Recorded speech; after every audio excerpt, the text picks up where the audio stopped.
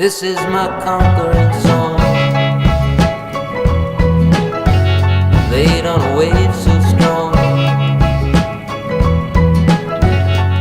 but the broke down life for too long. Well, this is my conquering song, where only my love survives. The long crawl to the tide, all else at the door be denied. Only my love survives. This is my thankful song for all that has been and gone, for the spirit of the eternal drum. Well, this is my thankful song, where only my love survives. The long crawl to the tide, all else at the door be denied. Only my love survives.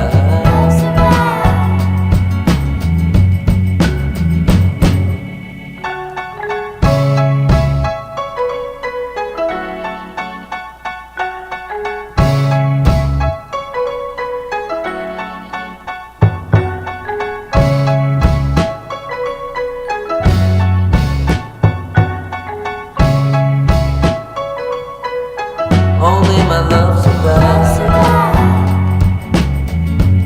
The long crawl to the tide, all else at the door be denied. Only my love survives. Only my love survives. Only my love survives. Only my love survives. Only my love survives.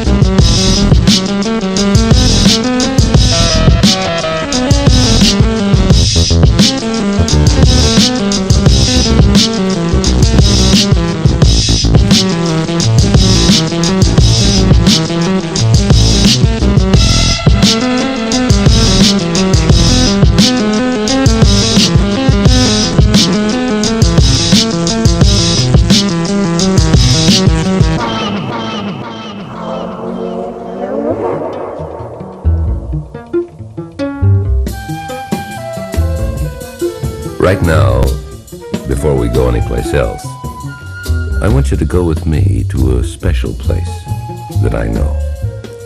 It's a museum, but it isn't an ordinary museum.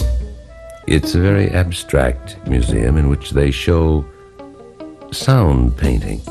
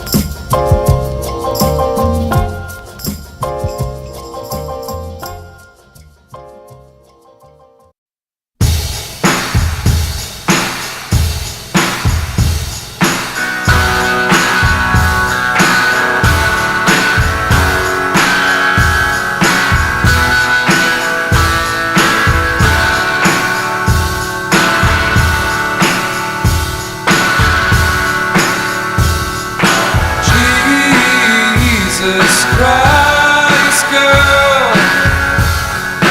what are people gonna think when I show up to one of several funerals I've attended for Grandpa and Sweet?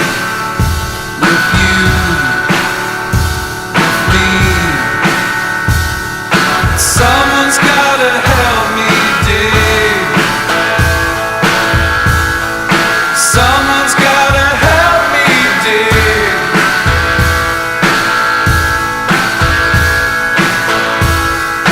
Jesus Christ, girl, it hasn't been long, so it seems, since I was picking out an island and a tomb for you at the Hollywood Cemetery.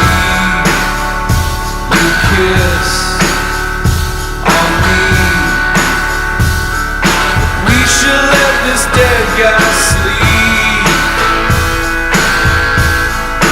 We should let this dead guy sleep.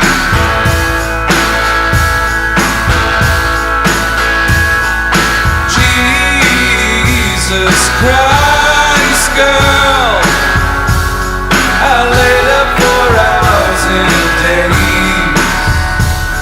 retracing the expanse of your American back, with Adderall and weed in my veins. You came, I think, 'cause the marble made my cheeks look pink. But I'm unsure of so many things.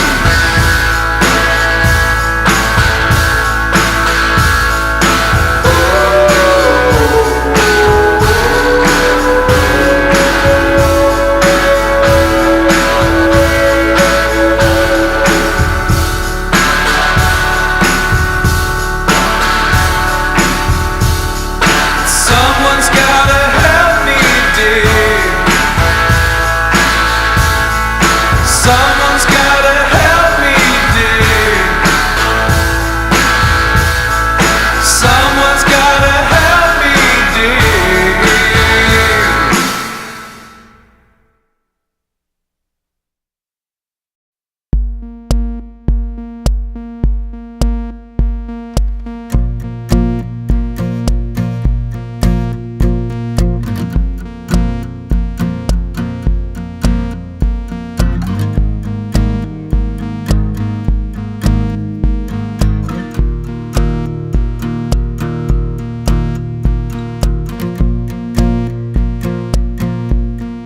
Little narcotic on me.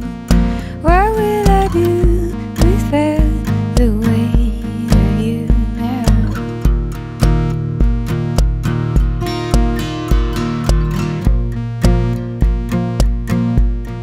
Funeral singers wail, charity fails, whose child are you now?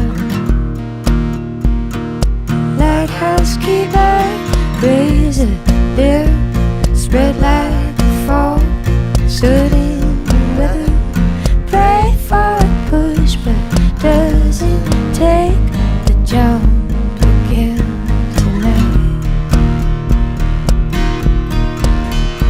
The book is aching for the tree. Return, return, return to me. All my friends, all my friends, all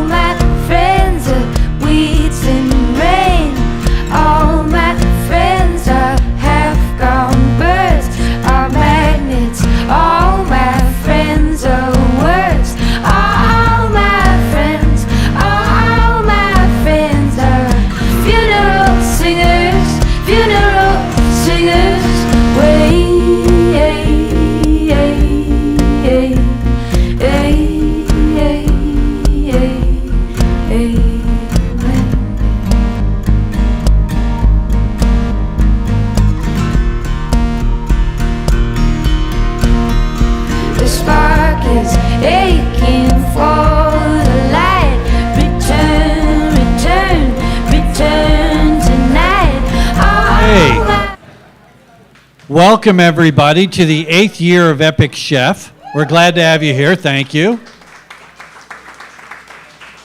My name is Thomas Mance, and by day I'm a food banker. And then somewhere along the lines, I got drafted to be an MC. You'll find out quickly I'm a better food banker than I'm an MC. But fortunately, I'm joined by the able and wonderful Jeff, who has been with us for many years along the way as we've built out this event and many others. So Jeff, why don't you say hello and tell folks a little bit about you. Hey everybody, welcome to tonight's activities. We're gonna have a lot of fun. If you do not know me, that's okay, because the whole night you're gonna get to know a little bit more about us and more importantly about the mission. But I was on Fox TV's MasterChef. I represented the city of Tampa. She's nodding her head. She knows what's up. I like it already. Thank you so much. That's cool. But the thing that was the most telling part about that whole journey was that Tampa was the winner.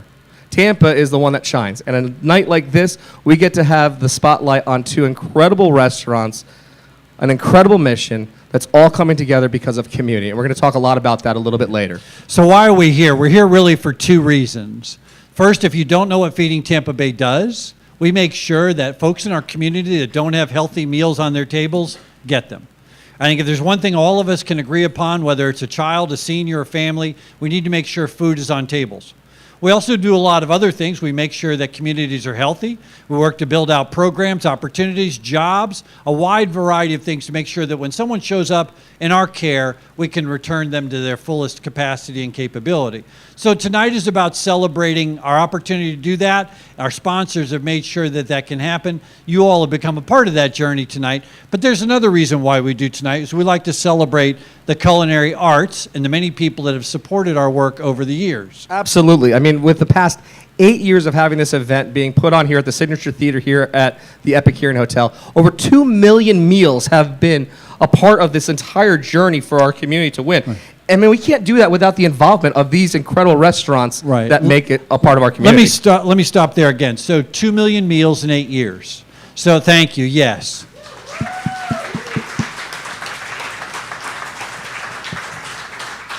And Jeff is going to introduce and interview our chefs here in a moment, but I also want to make sure that I say those 8 years and those 2 million meals wouldn't be possible for a lot of folks, and we're going to recognize a few of them in a moment, but we need to start first with the folks at the Epicurean Hotel who make this room possible for us and have made this event possible for us. Yes, a round of applause for them.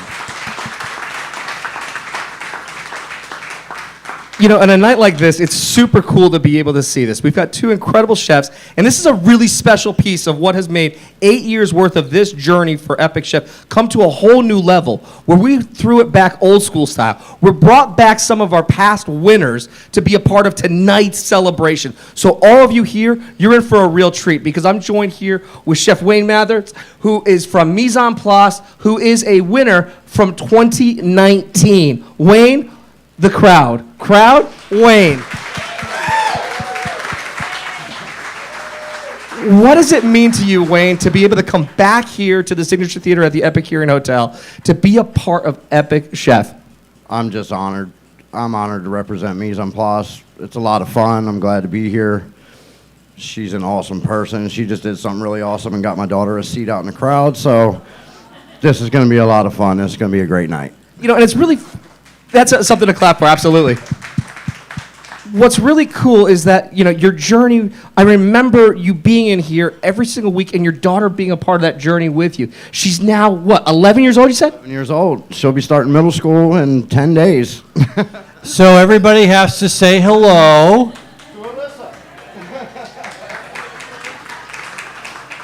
And to Alyssa, are you excited for your dad to compete tonight? Does he have the chops to make it tonight? Absolutely, absolutely. Hi. Well, hello. Yeah, I just wanted to make sure that everybody could hear. So just remind everybody your name, how old you are. I'm Alyssa, and I am 11 years old. And how long is your dad? Your dad's been a chef your whole life. He has. Yeah. Yeah. So tell us a little bit about having a chef as a dad. It's really, really nice, and the best part is, since he's such a great chef, I get good meals every single day. I love it. I love it. What's your favorite that he cooks? Probably eggs. That's a great starting point. I mean, well come done, on now. Chef. That's a starting point. You got to make the right omelet. You need to have the right texture. I am the brunch chef at Berkeley Beach Club, so that's what I do currently. And just a little fun fact, the pleats on a chef's hat are how many ways that chef knows how to cook an egg. So a sous chef is 70-something, and the executive chef is 101. That's Well, what the now tall there's white a hat piece of means. information you can take home. This is fun-filled facts for everybody. That's going to be on the next trivia question. You guys just got the whole front row seat to it for how this was done. Chef Wayne Mather, everybody. Come on, closer. And then also joining us here inside the Signature Theater here at the Epicurean Hotel is Chef Suzanne Crouch. Suzanne, it is so good to see you back here inside this theater. Tell us what's going on in your world these days. A lot is going on. I'm in the middle of building my dream restaurant, so to say I'm busy is an understatement. Yes, let's clap for that one here. I heard the claps on that side. It is a dream. It's a dream come true for you to be able to see it come through to everything. But it's also a dream to be able to put your own stamp on foods. You were a winner here in 2022, just last year that you were able to win. What has that been able to do for your journey from getting from being a past Epic Chef winner to now having your dream restaurant come to fruition? Both are fun and both are anxiety inducing. But I guess when you win a competition, it gives you a little boost of confidence, so. It's that boost of confidence because tonight, both of our chefs are going to be giving mystery ingredients that they have to complete 2 incredible entrees. Right now, there are some food that's being served to everybody here. Please get into it. Enjoy your first few bites because our chefs are going to be surprised with some mystery ingredients that they're going to be judged by a panel of 3 incredible food judges tonight, judging them on flavor, creativity, and presentation. Okay? You all are going to also have some fun tonight in this entire process. But before we even get to that process, I think we want to know a little bit about what's being fed right now in this first round. Yeah, so if our chefs could come in, our own chefs are here on site. So Jeff, if you want to join me and talk to Chef Daniel. I don't know if Chef Doug is joining him. No, it looks like it's just Chef Daniel. So first, we want to talk to you a little bit about how we make sure that we serve our community as well. If you don't know, Feeding Tampa Bay operates 3 restaurants. And those are restaurants where folks can come in and sit down and have a meal. So you know it's mostly for groceries, bags of food, but we also make sure that someone doesn't have the ability to fix a healthy meal has an opportunity to get one, whether they sit in our restaurants or now we've actually built to-go meals and drive-thrus. So let's show you a little bit, if we could go to the video, Ev, about Trinity Cafe. I started cooking when I was very young, cooked all over the country for most everyone imaginable. So it was a big transition going from just serving, 2 or 3 star style fine dining food to now making a home scratch, home cooked meal that may be the only meal this person's gonna eat. Maitre d' sits them at the table, they walk to the table, they're greeted by a server, they're asked if they want their food all at once or coursed out, they get 3 courses. With the economy being the way it is right now, it's hard on people, So what we're seeing a lot more of is families coming in. We don't write 7-day menus. We write what we think we're gonna have for 7 days, but whatever hits the back door can change that in a second. So without the team, this does not happen. I have Fresh Force employees, which is a program of Feeding Tampa Bay. They go through a culinary program and then the students can come work with us. We have 2 or 3 other certified chefs who work here. Yeah, we have volunteers come in all the time, and they're such an instrumental part of what we do every single day. They work with our full-time staff. I mean, it's so humbling beyond the biggest level you can ever imagine. It'll make you realize what really, really, really is important in life, and that's family, and it's the basic sustenance of giving someone water and food. Thank you. And that story was made possible because of the man who's running things over there, the one who is the leader over there, who's been able to galvanize the team to create a dish like you are having right now, and that's no other than Chef Daniel Graves. Chef, great to have you here in the kitchen. Yeah, welcome, Chef. Jeff's going to ask you a little bit about the wonderful creation today. I just want to ask you, how the heck did you end up at a food bank? Well, my conviction through my faith. I had worked in fine dining restaurants for about 30 years in casinos, multi-outlet facilities, and this presented itself to me. And again, I'm convicted through my faith to help people, and that's why I'm here, and I love it. And we're fortunate to have you, yes. Thank you. Now, Chef Daniel, this is a team effort here. I mean, I know the team at Trinity Cafe. You've got some of the greatest people that are working under you. You being a leader for them, to come up with a dish like this, what are we all enjoying tonight right now? Well, what you're enjoying is an homage to my hero, Julia Childs, who I actually met in 1993. This is a Niçoise-style salad that we want to do a little bit untraditional. It's done with white wine tarragon, Dijon vinaigrette, very simplistic. It's got the olives, of course. It has a haricot verts in the baby arugula salad, and it's finished off with a soft-boiled quail egg, some heirloom tomatoes. Enjoy it. How incredible Yeah, a round is of it? applause. Absolutely. Marianne, is it good? We got our mid-bite. It's very good at that point. Question I have for you, Daniel, is this. You know, when you think about not knowing from the video there where food is coming in sometimes, you might have a plan. You don't know where that plan's going to take you. How important is it to just have that flexibility and that freedom to say, hey, here's some of the cores that we have to work with, but here's some of the fun that we have to just be able to use and to be able to create great meals that might be, as you said, the only meal that someone that is going to Trinity Cafe may have in their day? Well, it's extremely important because after this long of being in the business, to be innovative every single day and be able to create what I want, unlike a normal menu that usually runs seasonal, is so different because it just keeps my guys interested. I get their input. I see their eyes light up when we do something that they wanted to create. And like you said, it's a complete team effort. And without them, none of this, we couldn't do any of it. So I'm blessed. Certainly are. And we're blessed to be able to have you here and to have you a part of the team. Everybody, Chef Daniel. Thank you, guys. All right. The gentleman that started Trinity Cafe is a guy named Jeff Derry. And one of the principal elements of Trinity Cafe is that when folks come in, and Chef mentioned this, people sit down and they have a meal, and it's served by volunteers who are basically waiters and waitresses, making sure that people have a meal and a service like the rest of us. But the part that Jeff shared with us, which we carried on, is that the 51% of what we do at Trinity Cafe is dignity. The other 49% is food. And I would say throughout the whole of our organization, one of our key focuses is to make sure that when folks come in contact with our organization and the food that we provide, just like you all, that the meal that comes on their table comes so in a dignified fashion. Yeah, it's so important because these are some great individuals that are a part of our community that you have the opportunity to touch with a meal that tells everyone that they are still part of our community. Because these individuals that are coming through are not what people would think, and a stigma against them. And it's not that at all, right, Thomas? Right. Most of the people we serve are working in our community every single day. They're a part of our economy. We tend to think of people that are food insecure as somebody who might be standing on a street corner, and those folks are. But the predominant amount of people in our world that we're privileged to serve are a part of our lives every single day. One of the things we would tell all of you is you know someone who is food insecure. You're just not aware of it because it's not something they're going to be comfortable telling you.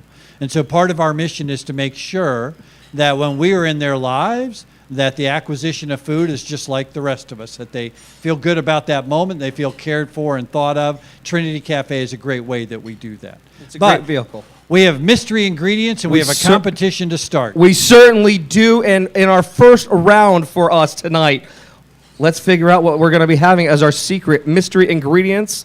And if you please, open the lid here.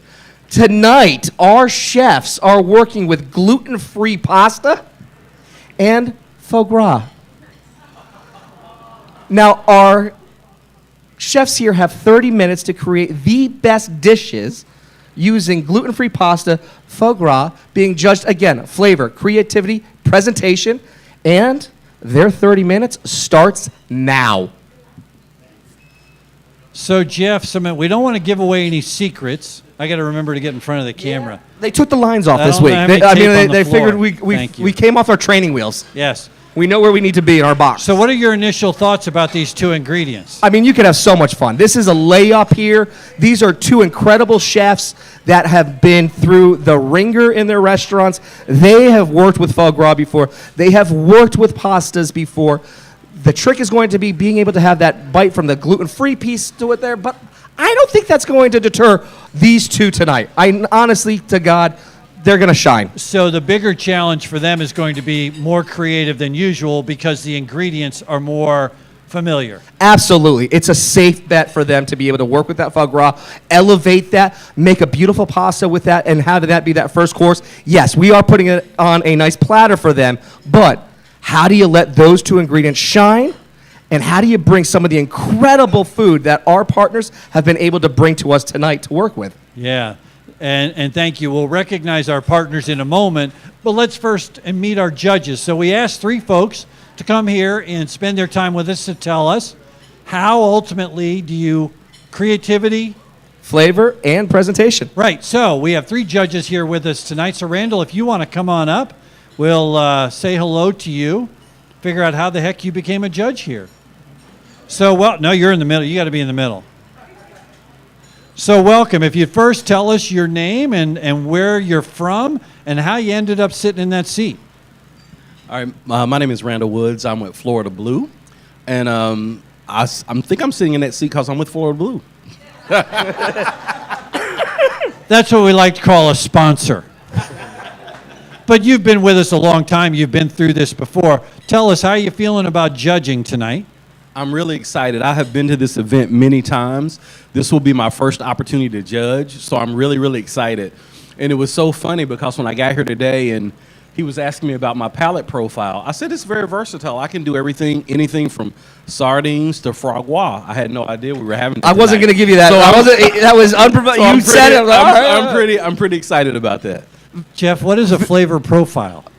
Well, I mean, he's got a wide array of what he likes to work with. And I heard when we were going through the pre-interview stages here that with your flavor profile, you cook everything that you want to play with. You've got the you have always a snapper inside your refrigerator. You always have some kind of a pork that's happening because you're from North Carolina, doing a little bit of barbecue too, right? You're smoking some stuff too, right? I hear? That's right. Yes, I think you want to clarify what you're smoking. Oh. Just FYI. Good point, Thomas. Just be careful. So what I really like to smoke is bourbon. Tell me a little like bit to about smoke that. what You now? smoke a bourbon. Walk me through that whole process, and what are you doing at the house to be able to do that? Because there's a lot of others. How many in this room here enjoy a really good bourbon? Exactly. It's definitely the hands year over year continuously grow because it is that much more of an approachable liquor to work with. How are you smoking it? What are you doing with it? Okay, so the great news is with technology and Amazon, almost everything is accessible. So I bought a portable smoker. It's really a little electric smoker. It plugs up. You can individually buy the different type of wood chips you want. You set it on fire, you turn the dial, and it produces a lot of smoke. It has a lid on it, so I can smoke not only drinks. I have a special lid that goes on top of the drinks with a hole for the tube, so the smoke gets in there.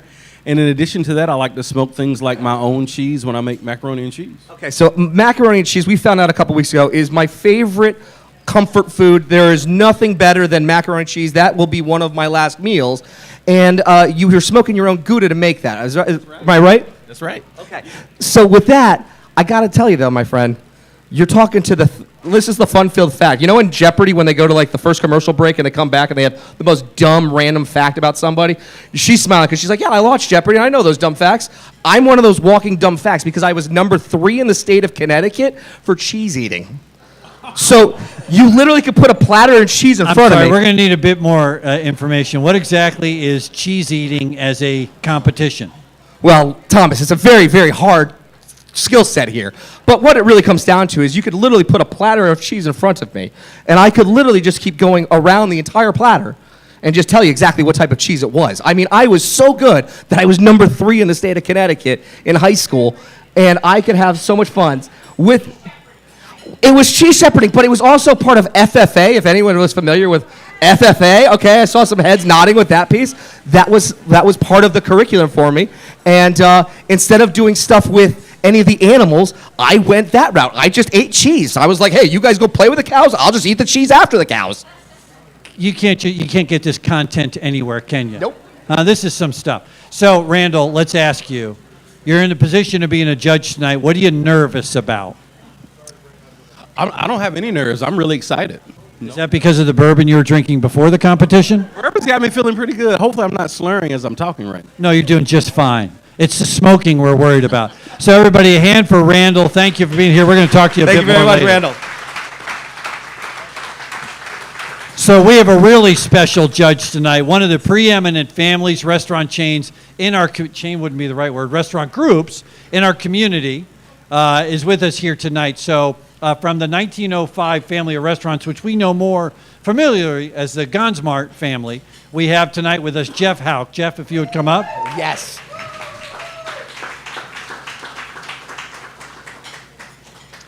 It is so good to have you here in the Signature Theater here at the Epicurean Hotel. Jeff, tell us, your journey, your background wasn't just one day being over here with the Gonsmart family and being able to tell the story that has been going since 1905 and beyond. Before that, you were with a little newspaper, and which newspaper was that? The Tampa Tribune. And what was your role there at the Tampa Tribune? I got to eat Tampa. That was my job. And then I wrote about it, and I told other people about the stuff I was eating, and then they would pay me. And it was the best job I had until I had this job. But it was happening at a time, I joined the Tribune in about 2002, and it was right as Tampa was started to feel itself. And 2005, and then, kind of on the upward trajectory after that, all the things that happened in Seminole Heights, all the things that were happening, all different parts of Tampa, not just on Howard and not just on Dale Mabry. And I got to see people enjoy food and their life through food in a different way where they got to live. And so I felt like I had a front row seat. Food Network was exploding. Home cooking was exploding. I felt like I was stealing my money. I felt like I had just a privileged seat to help tell those stories about how people, again, live their life through food. All right, so let's ask you two questions. Okay. What was your favorite review that you ever did where you sat down and it was just a delight and a surprise and you just loved writing the review? So I didn't do food reviews. I wrote stories about food, and I had a choice. I could have done either one, and I chose to do that because if you do reviews, your window is this big. If you do this, it's like I was writing about people making Chateaubriand in the ground at the Daytona 500 infield. I talked to astronauts. Everywhere you think that there is food, there is food. I got to talk to people about food insecurity and how they were making ends meet, especially during the recession in the late 2000s. And so everything I picked had some sort of food angle to it. And it sounds like a cop-out, but my next favorite thing was the next thing that I would eat because it was always a point of discovery. Mm-hmm. You could eat all day long up Armenia and never hit the same thing twice. Yeah. You could go all the way out State Road, I think it's 98, heading out towards Plant City, and it's taco, taco, taco, taco, taco, taco, taco. And I was like, everywhere you went, people were living their life in food in a new way. And food is an on-ramp to a better life. For a lot of people who don't know the language, they've never lived here, they use food to start their dream. And I got to write about that, and that to me is just an incredible privilege. Well, thank you for the clarification. Let me amend my question just a little bit. Yeah. What's the story that stands out in your mind if people were to ask you that? There's just so many. It's really hard for me to pick. It's again, the proverbial picking of a child because, I got to watch this little sort of incubated food city grow up all at once. And a lot of people say, oh, when did it start? And it's like, okay, well, the U.S. Bartenders Guild started a little chapter here, and they were all doing competitions. And the public didn't really see that. But because of their professionalisms, restaurants rose from the inside. And then came the food trucks, then came the breweries, then came the coffee roasters, and everybody started to elevate their game. And here we are as a result of that. It didn't happen overnight. Everybody wants to act like, oh, we've got this explosion, and we do. But we had that explosion because Outback was here. Yeah. And because the bigger chains were here to teach people how to be professional. And then they went off and they made their restaurants. If there's any number of those people who rose up through those corporate ranks and then one made their dream. And, it's just, I never got tired of telling that story. And invariably, like I would write a recipe column And people would mail me, like U.S. mail, stamps and everything. I'd like to have this recipe. I'm like, you realize the internet's here. But that was the first social media. The sharing of recipes was the first social media. It said, I made this, and I like you enough to share it so that you can have success too. And I love, those were my favorite. I get little letters with like ducks on them and stuff. I had one guy address an envelope to me, and it just said, turkey soup, Jeff Houck, Tampa, and it made its way to me. That's awesome. That's the dream of being a food writer. That's awesome. Now, being a food writer and seeing the story and the sharing of cultures, histories, Tampa's synonymous with the Cuban sandwich and the beautiful story of bringing together the immigrants that really put their mark on that sandwich. You've had a role in being able to tell the story of that. Walk us through that. So you can't cover Tampa food without talking about the Cuban sandwich. It's synonymous. The history of the sandwich and the history of Tampa are absolutely synonymous. And myself and two friends, Andrew Hughes and Barbara Cruz, we wrote a history of the Cuban sandwich that came out last year. And if you haven't checked it out, please do so. It's an incredible book. How would they find the book? It's on Amazon. It's in bookstores. There's a brand new bookstore in Ybor City that's coming. I'm going to tell you to go there. Wait till they're open. Brand new bookstore, but all the local bookstores have it. It's in the airport. It's everywhere. I'm stunned by it. You go on Best Buy or Amazon, it's there. I don't know how it got there.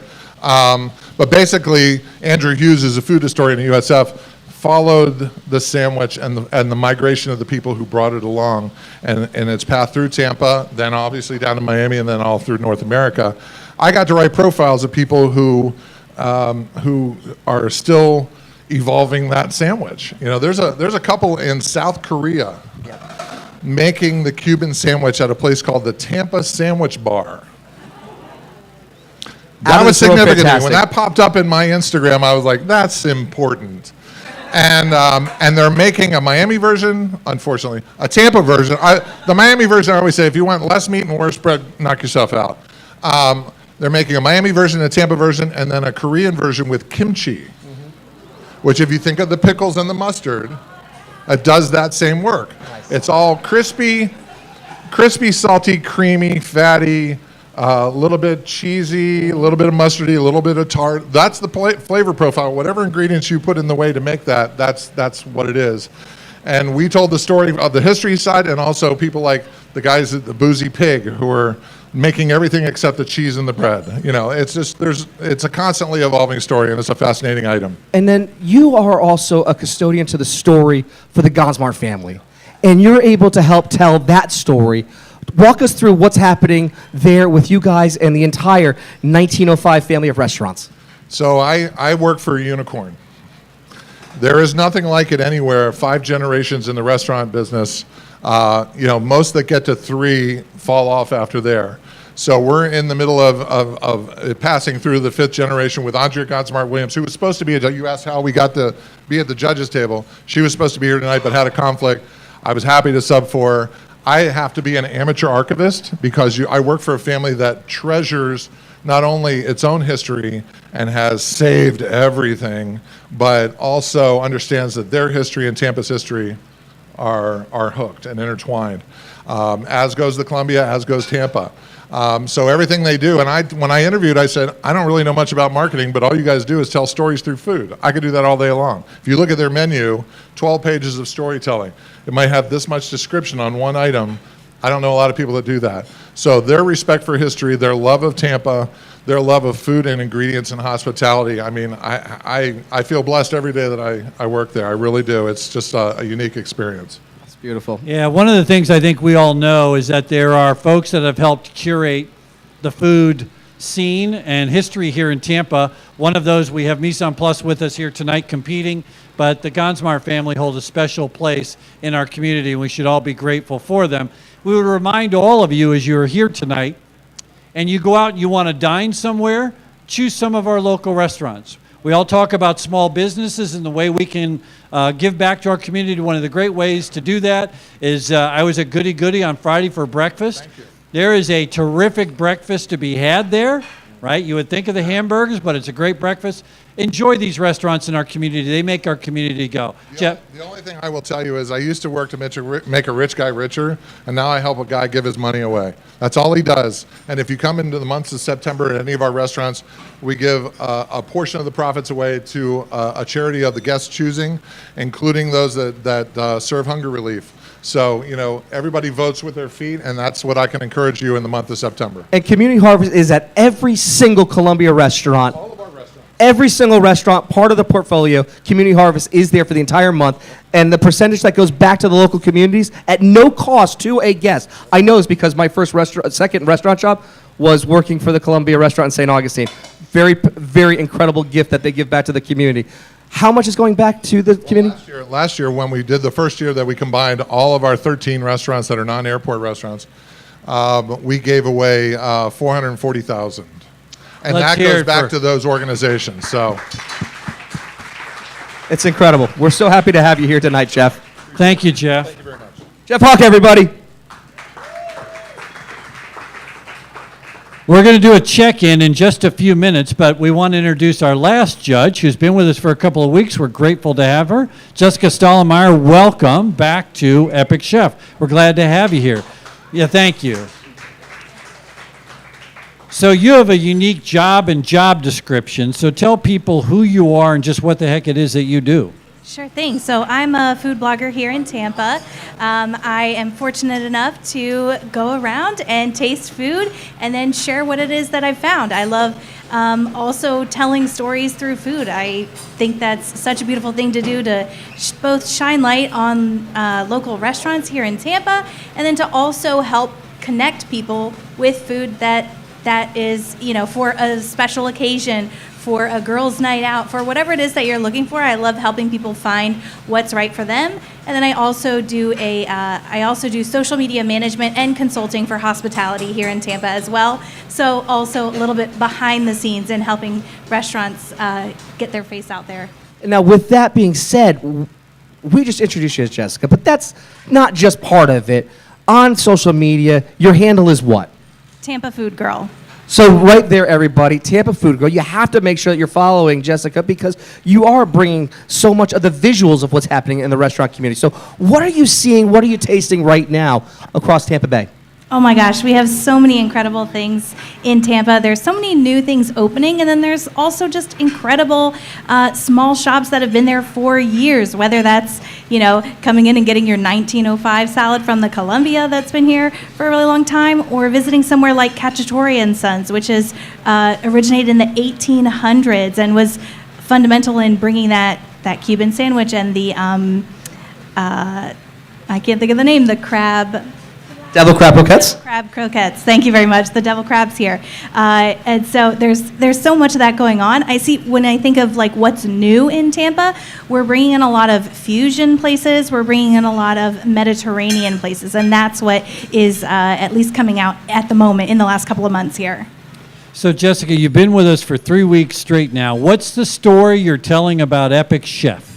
Oh my gosh. Well, the story I'm telling about Epic Chef is what incredible work Feeding Tampa Bay has done in the community, how incredible it is that they are getting out nearly 1 million meals a year and really working hard to address food insecurity in the community. And that is something that, working in the hospitality industry, it's extremely important to me, to near and dear to my heart, and I think near and dear to everyone who's in the hospitality industry's heart.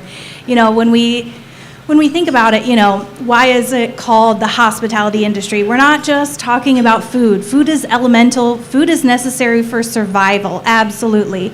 But when you think about, restaurants from Trinity Cafe up to our Michelin-starred restaurants like Lilac, all of them are part of the hospitality industry, right?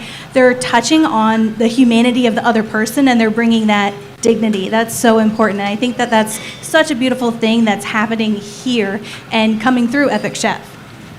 Do you think that because of the eyes being on the Tampa Bay scene, because of that, we have a rich history that we're able to evolve from, but also preserve the legacy and be able to provide new outlets for chefs to be able to put their thumbprint on it?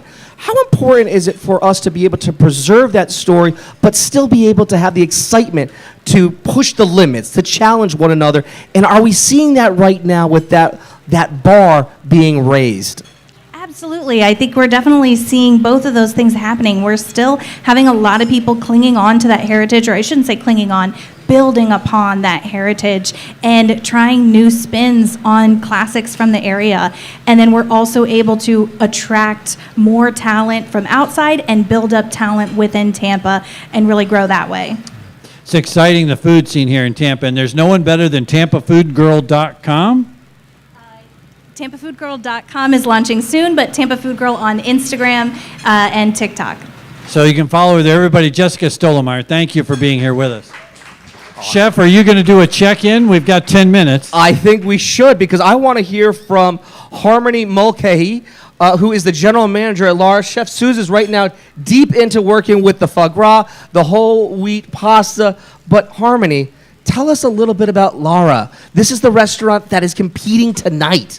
Yes, well, Lara is a love letter to the city of Tampa, and really an expression of Suze and how she came up through the city, working at various restaurants and really creating what the next chapter for Tampa dining is really going to be about. And what are we going to be tasting and experiencing when the restaurant opens up? What are we doing cuisine-wise? Because right now, this round is from you guys, right? Yes, it is. So as you can see, the dish in front of you is almost like a picadillo tartare, which I think actually really expresses what we'll be doing at Lara. You have the beautiful freshness of the raw beef paired with, the sweetness and the richness and the earthiness of the, both the golden raisins paired with those green olives really bring back and pack up that punch that really bring that picadillo to life. And then you have it finished off with a really nice plantain crema, just kind of really rounding out the dish. Suze's vision for Lara is really to bring all the dishes that make Tampa Tampa, but put her really unique and incredible spin on it.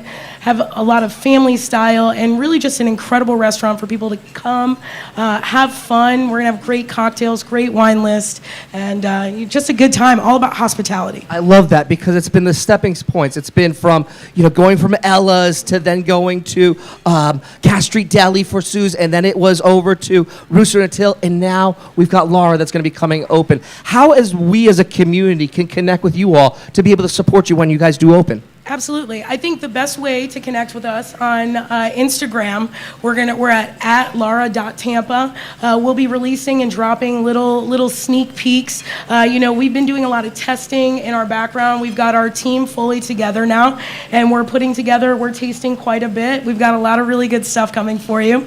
And then if you want to get into our newsletter where you'll get dropped first, that's going to be at laratampa.com. And I think you should absolutely sign up because I think you'll really want to know what's coming for us. I'm really excited for you guys, as is everybody else here tonight, everybody. Harmony, thanks so much for joining us. Thank you, Harmony. Let's have some fun tonight.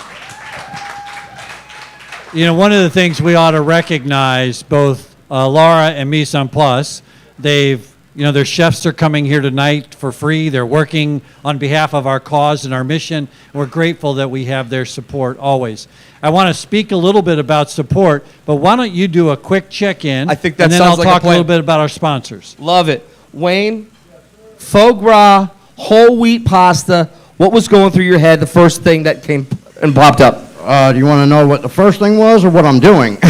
Well, let's go with it because I want to hear what was the plan and maybe where you detoured from the plan or where you're going right into it. Well, originally I was thinking bright and lively because it's summertime, so I was going to do like a basil cilantro Alfredo.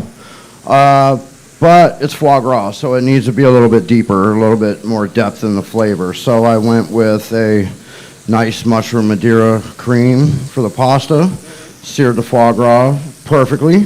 And now I'm doing a little bit of candied plums on top as a little bit of a garnish to give a little bit of that I love that. So you came in with a plan for it there. You started thinking to yourself, okay, great. Hey, I'm working around a level of seasonality. I want to go light and bright, but hey, the ingredients that I was given tonight, they don't really represent light and bright to what you were thinking. So you had to pivot very quickly to do so. You still feel as though you've got 5 minutes left on the clock that you're going to be able to accomplish everything you set out to do? Yes, sir. I'm very comfortable.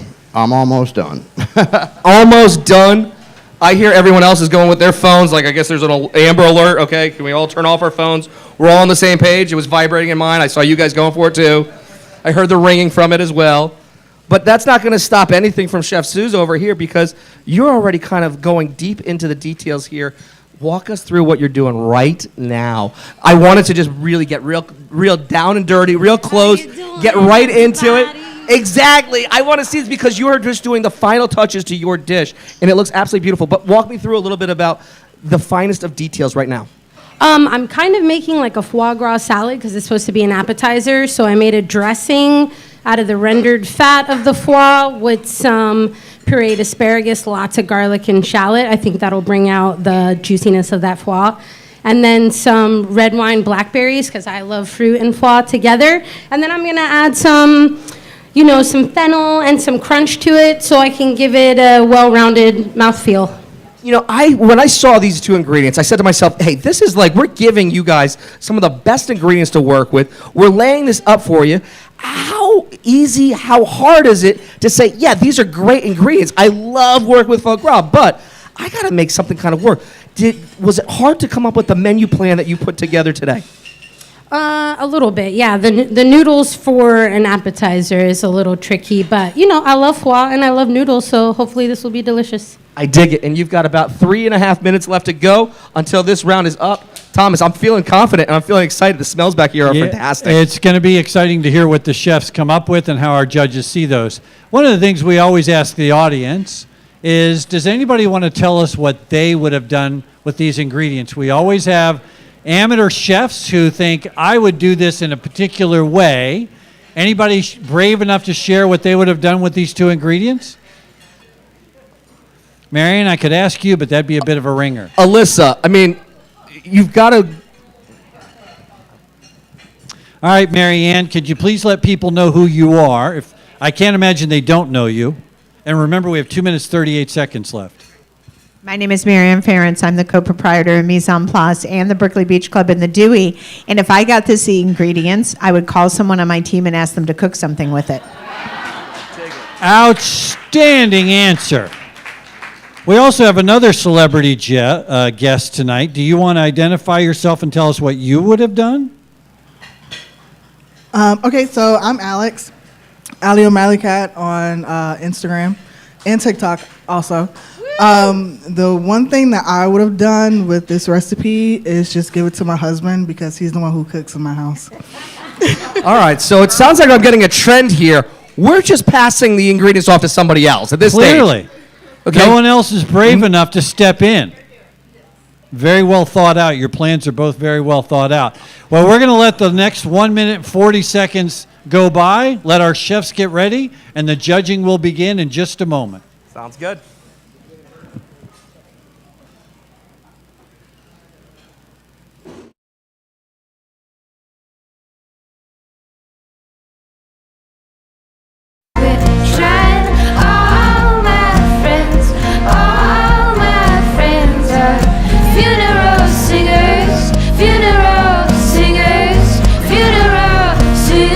Way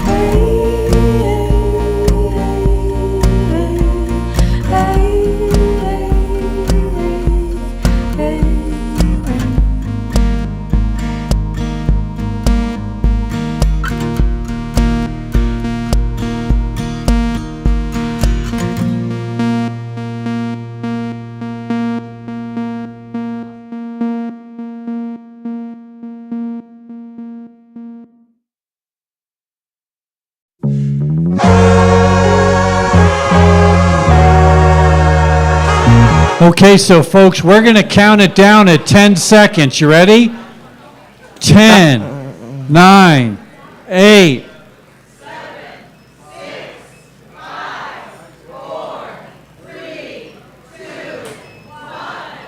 Awesome.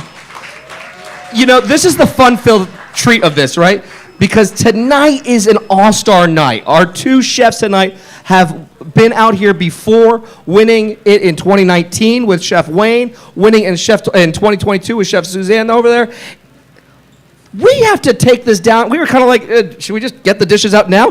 We were trying to figure this out. They were done 30 seconds ago, already starting to clean up. That is the sign of a true professional and why they are here tonight for an all-star night. I mean, seriously, folks, these are all-star chefs here. Yes. All right, so Wayne, Jeff, come on over on my side, too. before we talk to Wayne a little bit, let's now ask you, as a competitor in this space, what would you have done as you thought about these particular ingredients? Yeah, I mean, a light, beautiful sear off of the foie gras and let that be the star. You know that you're going to be playing with that pasta. I'm intrigued with how you're able to really bring so much life behind that and not be too heavy, because that's where you can kind of go into it. Suze has done a great job right there with kind of having some kind of weaving of the noodles into it. Personally, I think I would have actually gone a little bit farther along. We saw it a few weeks ago where they were given the mac and cheese box, right? And our friends over there from Jada Vidal, she had gone ahead and taken that macaroni and cheese. She had made the dried pasta as a topping, and I think I would have done the same thing too. Okay. I think I would have gone for the crunch and gone for texture off of that pasta and been able to really elevate that foie gras. Beautiful use of some seasonal vegetables that would have come through into it and some fruits just to bring up some of the acidity, but I think I would have really downplayed on that pasta and brought my own way of life to it there, but this is why it's so cool to see two chefs have a fun with their attempts, because Wayne, you went that pasta route. You went all in on that pasta. So walk us through again what this dish is. So I was thinking that, like I said, foie gras is a bright, bold, earthy flavor. So I got some mushrooms, made a nice Madeira cream sauce, made the pasta, and then the foie gras got that nice rich. I also made the sauce and the roux from the fat from the foie gras, so it comes through in the sauce heavy.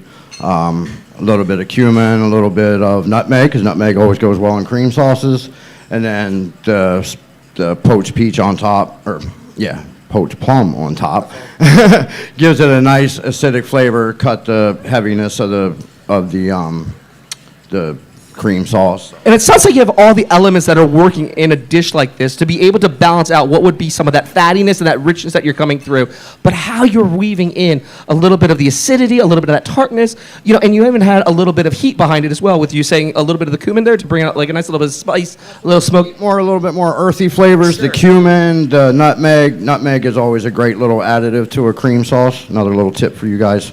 So you can't go wrong with nutmeg in a nice cream sauce. I love it. All right, so let's see what our judge is thinking. Jeff, remind everybody what the judges are looking at. Our judges are working with 3 criteria for tonight, and that is flavor, creativity, and presentation, using our 2 mystery ingredients, foie gras and gluten-free pasta. Thomas, I mean, this is kind of fun. Yeah, I would have done much the same. Yeah. Sure. So Jessica, we'll start with you. All right, so I think you had a really great balance here. What I think you did really, really well is that, there's a little bit of that sweetness in the cream sauce, which is really beautifully balanced with the mushrooms in the same way that the foie is balanced with that, I think you said plum, right? So I love like a juicy fruit together with foie gras. It's such an amazing combination. Yeah. That really sang. For me, presentation-wise, a little bit more, maybe a little bit less sauce, I think would have even enhanced it as well. But I think you did a great job, especially working with, a gluten-free pasta doesn't always have the exact texture you want, and I think it's really beautiful. Yep. Yeah, so as I took my first bite, I remember that at 7:15 tomorrow morning, I have blood labs I have. I'm not sure what the copay is, but it's coming to the Epicurean. That's all I'm saying. Send the check. There's so many things I love about this. First of all, I love bow tie pasta. I love gluten. I need as much gluten as possible. but you couldn't tell the difference in this the way the presentation was. I love foie. The fattiness of it it's like candy to me. But you were able to kind of layer the tartness with the creaminess with the sort of toothsomeness of the pasta and the fat. You seared it perfectly. I would lick the plate if there weren't 30 other people looking at me right now. Randall, bring it home for me, my friend. So what I would say, I agree. The dish is excellent. I really like the pasta. I'm not a big fan of gluten-free pasta, but what you did to transform this, the sauce, did a wonderful job. The foie gras is seared perfectly, and I really like the poached plum. As you said, it gives a little acidity, cuts through some of the fat and the richness, and when you bring them all together, it's a perfect bite. I tasted each thing by itself. The mushrooms are great as well, but with the garnish, the plum, the foie gras, and the pasta is a really, really great bite. So great job. I dig it. You're one step closer. One step closer.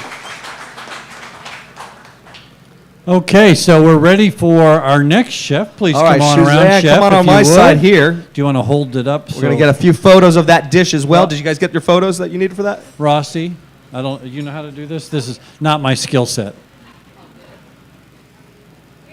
Yeah, right there. Everybody see what the creation was? All right.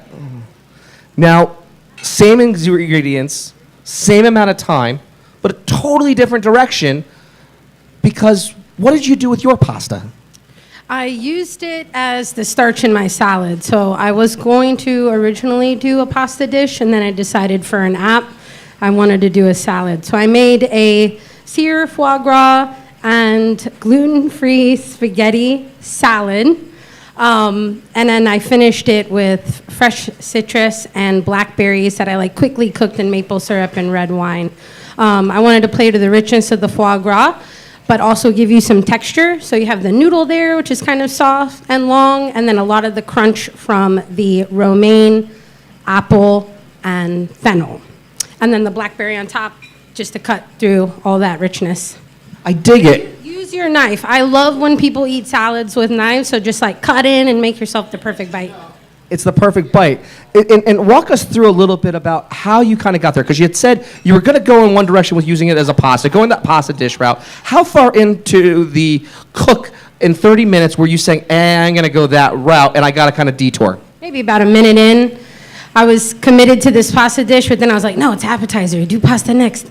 So I made the sauce for the noodles out of asparagus that I cooked down in the foie gras fat, tons of garlic, tons of shallot, and then I pureed it real quick to make it a sauce like the dressing for the salad. What else went into that with the puree then? Walk us through a little bit more. It was sauteed asparagus in the foie gras fat, butter, shallot, garlic, salt, pepper, and a little bit of acid from the lemon. And a little bit of acid from the lemon. And does the 30 minutes impact at all what you decided to cook?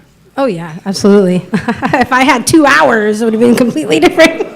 So were you intimidated by any of the ingredients that you were given, the foie gras or the pasta, or was there any kind of doubt in either of them coming together for a cohesive dish? Because you're being judged on flavor, creativity, and presentation. 30 minutes to create a dish that celebrates those two ingredients coming together. You feel like you've been able to do that? I hope so. The thing that threw me for a loop was pasta as a first course, but I think I made a great sauce with the foie gras fat to kind of, marry them together and served it in a creative way, then I hope you enjoy it.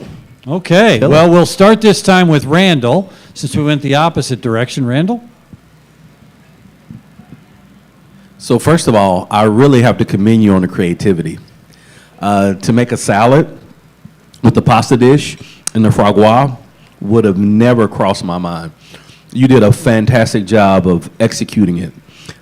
It's very fresh, and it's surprisingly, you don't say foie gras and light, but with the elements that you've added, it really gives it a light approach. I also like what you also did with the fruit, just to bring that freshness and that acidity to the dish. I love the shallots, and are these apples in here as well? Yeah. Yes, apple and fennel. Yeah, I love the apple and fennel. garnish, so very fresh.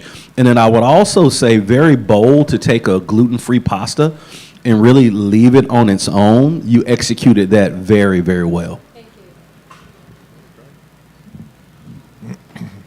I can't believe I have to stop eating this. Again, we talked about the foie earlier, and that's just such a great, rich flavor, and it really needs to be balanced with a little bit of acid and whatnot. I thought the combination of the berry and the fennel was the real thing that kind of stood out. They weren't really fighting for attention. They just kind of all added up to kind of being a better balance. There's so many great flavors in this thing that it's just ridiculous. It's almost, it reminds me of like a Thai noodle salad in a way, where you get that freshness, but also the pasta. And I might have to camp out in front of your restaurant whenever you figure out where it's going to be. I love what you did here in balancing all the flavors, like everyone has said. There's so much going on here and each element is really beautifully flavored, especially this little side salad, the fennel and apples, so beautiful, and it's such a bright pop and actually brings lightness to what is a heavier protein.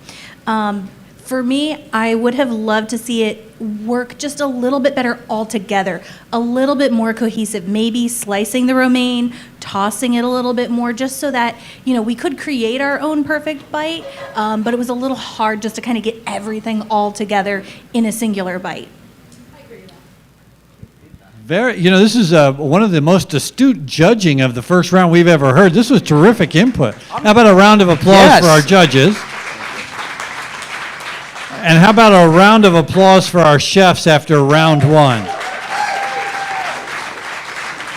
There's a reason why, as Jeff said, these are the returning masters, our new masters series that have come back. They've done this before, and they're pretty good at their game. And so we start into round two in just a few moments. But before that, you all get to be a part of it too. We're going to pull up a QR code on the screen here, and you guys get to have some fun with this live audience vote and participation for these two incredible dishes.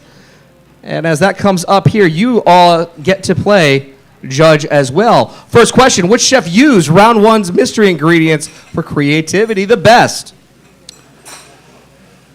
So pull out your phones, get that QR code going, real-time voting, that we get to be able to have you all participate.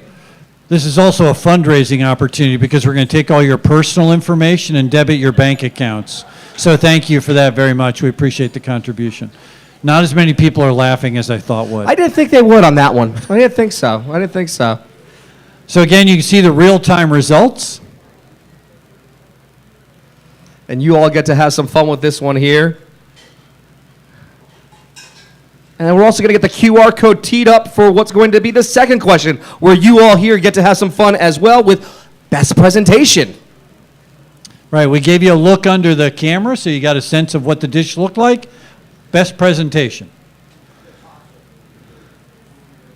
It's almost neck and neck on this one here. 50-50 split here. This is where it becomes the fun piece of it all. Our friends here at the Epicurean are going to start bringing in the ingredients for round two, while you all at home, right now, 50-50 split. The new ingredients are going to be coming in for round two as well. And look at that, 50-50 split. So let's end it right there on that note, that It's a neck and neck tie on this one here. And it's really going to come down to what's going to happen here in round two. Right, the judges have filled out their scoring, I think, for round one, so we're ready to start round two of the competition, which is pretty exciting. We've got some other ingredients that present a new challenge as we step into round two. So, Chef, do you want to tell us what you chose and why? Well, we choose these ones because we just found them in the kitchen. No, actually... See, that's the real truthful answer. We're really great at this, and we right? said, hey, we're giving them everything that they could possibly work with. We got some of the best foods to complement it, but all right, that's the one we're giving you now. Yeah, we found this in the fridge somewhere, and we decided this would be it. This is it. Today's the day. All right, Chef, why did you choose these? Oh, honestly, we found them in the freezer. It was part of it's one of the things we use at breakfast, and then what will go with it, we try to be also not that crazy so you get mixed well. Okay, Not so that you're kind crazy. of teeing it up right now for some kind of a audience to figure out what you may be giving as a secret ingredient. Ma'am, I got to ask you. You heard a little bit about how they came up with this ingredient. Do you have any guesses for what it might be? Maybe an eggs Benedict. I'm thinking something very breakfast or brunch. Breakfast or brunch? All right, all right. Like Cocoa Puffs? You think Cocoa Puffs? That will work. That will work. Cereal would work, but cereal is not going to be it for tonight. But what could be served at brunch in some form is going to be inside this here. Let's pull the lid because our chefs are working with hot link sausages and peanut butter. So tell us a little bit how you guys use the hot link sausages here at the Epicurean and more importantly inside Elevage. Well, we serve it at brunch, but we also serve it in part of our grits. You know, we cook the sausage and then add grits and cream. Don't do that. So we serve it that way with egg Benedict on the grits for brunch. Now, Chef, why are you working with hot link sausages in particular? Walk us through the flavors of why a hot link sausage might be different from other types of sausage meats. Well, we like it a little bit spicy, a little bit smoky. That's who we are, and that's how we serve it here. It's really tasty, and that's pretty much. My eyes are watering standing near it. You got that? Definitely getting the heat off of it. You're getting the heat off it? Well, they Yeah. got the peanut butter. I mean, you could figure something out with the peanut butter. Yes, I'm sure that they will. So, because they've got 30 minutes to figure it out. 30 minutes, so if we would, we'll start the clock. Right now.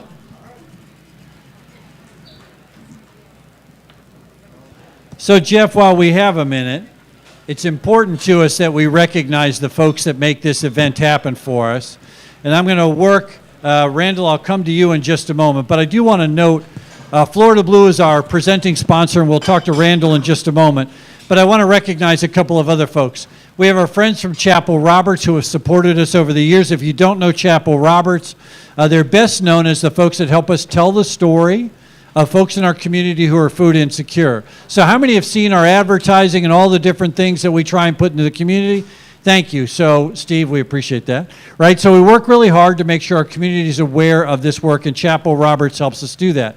We also want to recognize a really special partner, which is DTCC. Now, this is a financial services company that's in our community that employs a lot of folks, does a lot of really important stuff, and has supported our mission. But let me tell you the story of how. They have, of course, contributed financially. But most importantly, during COVID, when we were probably at our greatest need, when we saw folks showing up in the thousands and thousands of carloads, many folks couldn't come and volunteer with us because they were concerned about what would happen with COVID. Folks from DTCC showed up every single Saturday and helped us serve food for the better part of 2 or 3 years. We can't ever say thank you enough for being brave enough to do that. I also want to welcome Steve and Victoria Heiser, who have supported everything we've ever done here. So Steve and Vicki have supported us for many years. Steve notably served on our board. Mary Ann knows him. Steve served on our board for the better part of 30 years. So that's quite a commitment and quite a gift to us. And then I also want to recognize Ryan Companies, who has helped building our new facility. Jason will talk a little bit about that in a few minutes, but we want to recognize Ryan Companies. We also want to support. Yes. Oh, yes, absolutely. Clap your hands for that. Absolutely. We want to thank our friends at West CMR for being a part of everything that is the mission here at Feeding Tampa Bay. We got to say thank you to our friends at Carlton Fields as well. Coca-Cola. We can't be remiss without thanking our friends at Cheney Brothers because they provide all the food that is being used for these menu items. So they are absolutely integral to the successes for tonight. And I want to mention MetLife is another one of our sponsors. They are, yes, thank you. We're glad you're here. They have long served on our board, supported our mission financially, and made sure that we could do the work that we do in the community, and we're grateful for that. And then, of course, we have Cisco. Absolutely. And Cisco has got the really awesome activation afterwards. Please do not leave without stopping at the dessert bar that's just going to be outside for tonight as a nice little bit of a closing to it all to have some fun with our friends at Cisco as well. And Cisco provided that, so you're going to have a tasty treat on your way out made possible by a gift from Cisco. But I want to bring up Randall again. I want to talk to Randall a bit about why Florida Blue is our lead sponsor and has been for the entire 8 years that we've been here. Randall, if you would. So aside from your culinary judging skills, which is some A game we didn't know you had, tell us a little bit about your day job and what it is you do at Florida Blue. So in my day job, I'm the senior director of Florida Blue, and what we do is provide health and ancillary benefits for mid-sized companies here in the Tampa Bay area. Yeah, and so one of the questions we ask every time we're able to talk with you all is, how does a healthcare company end up in partnership with a food bank? How does that come about? That is a great question. Well, our mission at Florida Blue is to help people in communities achieve better health. And that's much more than just what hospital you go to, what the price of your copay is. Food is a big part of that. Food insecurity is a real issue all over the country and even right here in Tampa. And just to get off script a little bit, telling you a little bit of my personal story, I had been in Tampa for years. In 2017, I had the pleasure of being in Leadership Tampa, the GOAT's greatest class of all time. And while I was in that class, I got to discover that we actually had, That microphone sounds like, all right. I actually had an opportunity to learn that we have food deserts right here in Tampa, an area that is this prosperous. And so as part of our experience with my class with Leadership Tampa, and we were really so moved by everything at the food desert, one of the things that we did when we finished as our class project, we created an LLC and we started having a fundraiser. Goat Beer Fest, we created a guava-infused pale ale that we only sell once a year, and our very first benefactor was Trinity Cafe. Our very first benefactor of that fundraiser was Trinity Cafe. So when you pull that back to Florida Blue, just the awareness that, believe it or not, we see $4.2 billion attributed to food when it comes to healthcare costs. Right. So it's really important that everyone has access to food, to exercise, to doctors, to hospitals, to all of those things. So that's why it's so important for us to stand by this great organization. Yeah, thank you. And one of the things we would say about Florida Blue, if you don't know this, they have donated millions, literally millions, to organizations like ours and other food relief organizations in our community. And for us, that kind of commitment is twofold. One is it has helped us, in particular, Florida Blue has funded a lot of our fresh food initiatives, which has been really important to get fresh food on the tables of folks that we serve. Because without getting wonky, what Randall's referring to as a food desert is where you don't have a grocery store within 1.5 miles of your home. Most of us won't see that as a problem in our lives, but if transportation's an issue and the grocery store is 1.5 miles, how do you solve for that? The other thing that Florida Blue has helped us work on is something we call food swamps. And a food swamp is where you're driving through a part of the community and all of a sudden you see a bunch of fast food restaurants. That's where the primary source of food comes for folks that we serve. Florida Blue has helped us figure out how do we get healthy food into those communities. It's been an incredible commitment on behalf of Florida Blue. The other part is they help us tell the story by sponsoring Epic Chef, by working with us. So, Randall, we want to say thank you, and then I have to do a shameless plug for you. Our insurance, Feeding Tampa Bay, is with Florida Blue and has been for many years. So we have 180 staff on our organization. They make sure all of them have the benefits, programs, and services that we need in order to make sure that our team is okay. We're awfully grateful to have you here and as part of our work that we do. Everybody, Randall and Florida Blue. Thank you so much. And I didn't have an answer for you earlier. Now what I'm most nervous about is the pairing of hot links and peanut butter. Really? Thank you. Everybody, Randall and Florida Blue. You know, so I want to mention, folks have asked about this, and I want to come back because sometimes when you haven't touched your ingredients at all over here. Hold on. I'm coming with the microphone because I want to hear what's going on with this one too. Everything's just sitting here. You know you have to cook with these ingredients, right? Oh, well, she's already playing around over here, searing up. What do we have here? A little bit of some potatoes here? Yeah, I'm going to make a hash, right? We said brunch for dinner. So I'm going to make a potato and sausage hash, and I'm going to turn the peanut butter into a mole. And then hopefully I have enough time to do like a fried egg and some scallions and stuff on top. You got 21 minutes to put all of that together, but it's the hash that you got to start with first. Yes, the hash I'm going to start with first is potato, garlic, red bell pepper, and some caramelized onions. That's going to be delicious. Okay, all right. We're going brunch for dinner. Who here loves eating breakfast brunch items for dinner? Right? I thank you for being so honest, because there's so many people that don't do that when we all know that's not the case in everyone else's home. Like, you really are making pancakes for dinner. I love that. What do you think the average number of tattoos each chef has?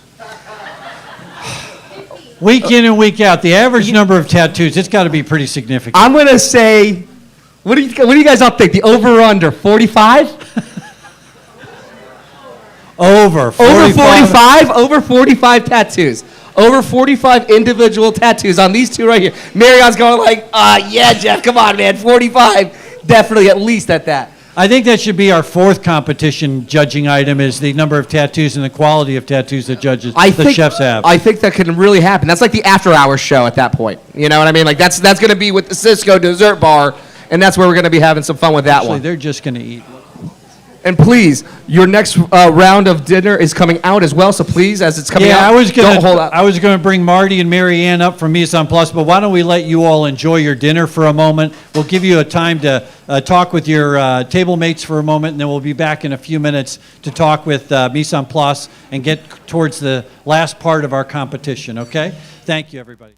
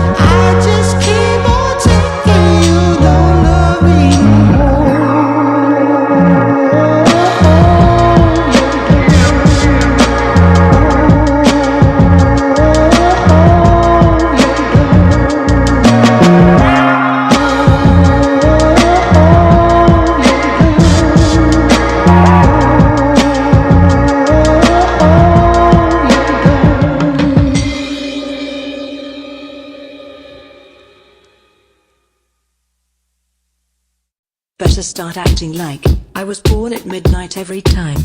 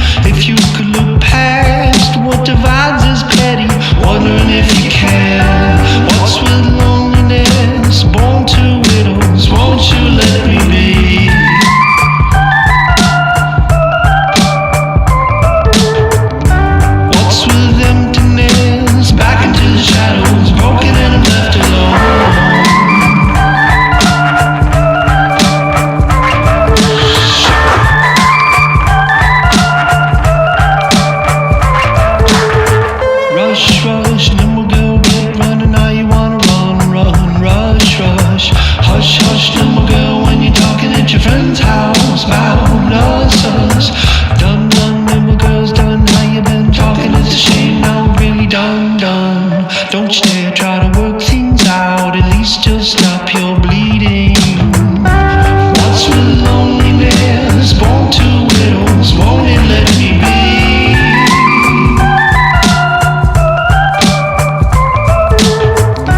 What's with emptiness? Back into the shadows, broken and I'm left alone.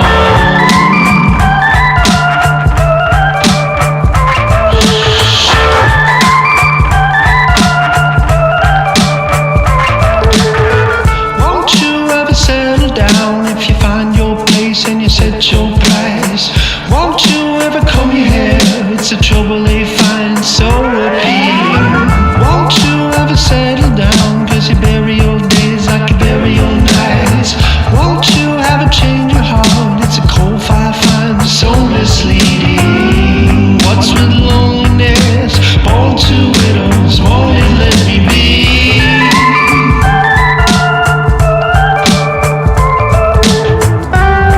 With emptiness, back into the shadows, broken and I'm left alone.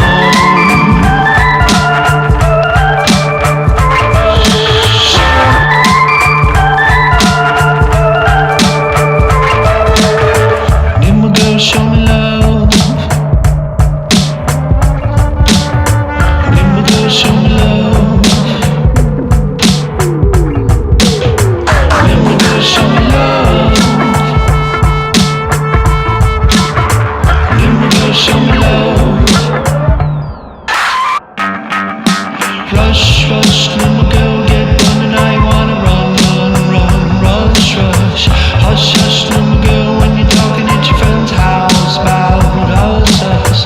Rush, rush, little girl, get running. I wanna run, run, rush, rush. Hush, hush, little girl, when you're talking at your friend's house about us, us. Rush, rush, little girl, get running. I wanna run. Hush, hush, little girl, when you're talking at your friend's house about us. It's the one you cast away. Could have been the one to keep. Not too long let you think. Make your choice and walk. Make your choice and leave. Remember, girl, just choose to leave. Show me love, show me love, show me love, show me love. Show me love, show me love, show me love, show me love. Show me love, show me love, show me love, show me love. Love, show me love, show me love, show me love.